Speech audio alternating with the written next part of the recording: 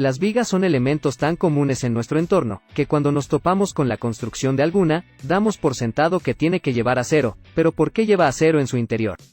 ¿Cuál es su propósito? Bueno, pues empecemos. El hormigón puede asimilarse a una piedra de origen artificial, por lo que funciona increíblemente bien cuando se trata de resistir esfuerzos de compresión producto de cargas o fuerzas sobre él.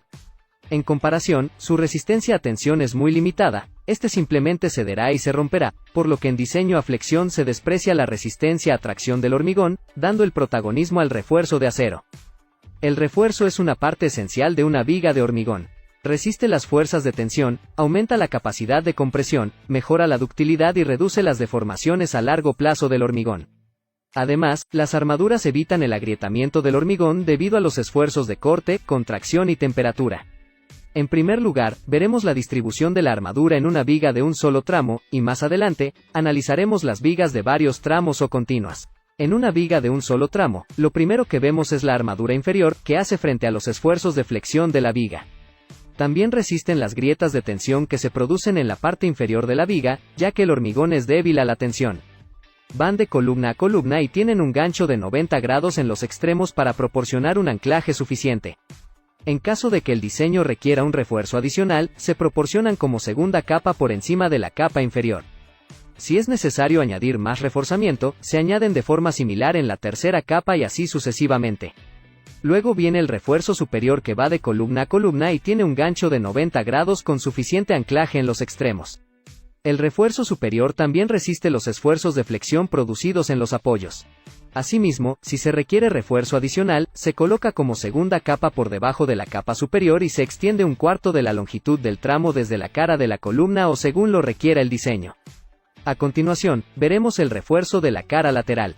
Estos refuerzos se proporcionan generalmente a las vigas profundas que tienen una profundidad superior a 900 milímetros o 36 pulgadas. Este valor de profundidad difiere de un código a otro. Las armaduras laterales se extienden a lo largo de los lados de la viga y resisten la anchura de la grieta en la zona de tensión de la sección de hormigón, así como las fuerzas de torsión y las fisuras de 45 grados que éstas producen. Este refuerzo también participa en la resistencia de las fuerzas axiales a lo largo de la viga. Además de evitar el pandeo por torsión en vigas profundas y mejoran la ductilidad.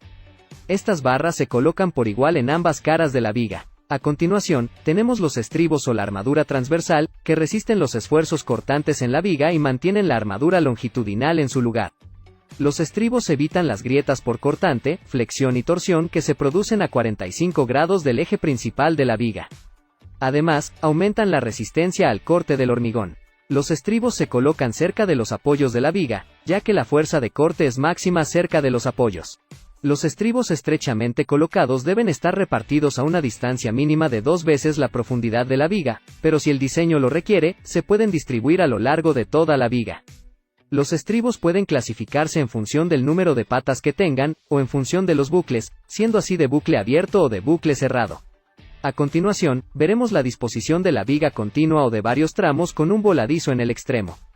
En las vigas continuas o de varios tramos, la disposición de la armadura inferior, la armadura superior, la armadura de la cara lateral y los estribos es similar a la de las vigas de un solo tramo, excepto en las uniones intermedias, en las que la armadura superior e inferior se extienden en los tramos adyacentes. Todas las extensiones se rigen por el diseño, pero normalmente las barras superiores adicionales se extienden hasta un cuarto de la longitud del vano en la viga adyacente. En el caso de la viga en voladizo, las barras superiores e inferiores del vano adyacente se continúan hasta el final de la viga en voladizo. En este caso, los estribos se colocan a menor distancia en toda la parte de la viga en voladizo.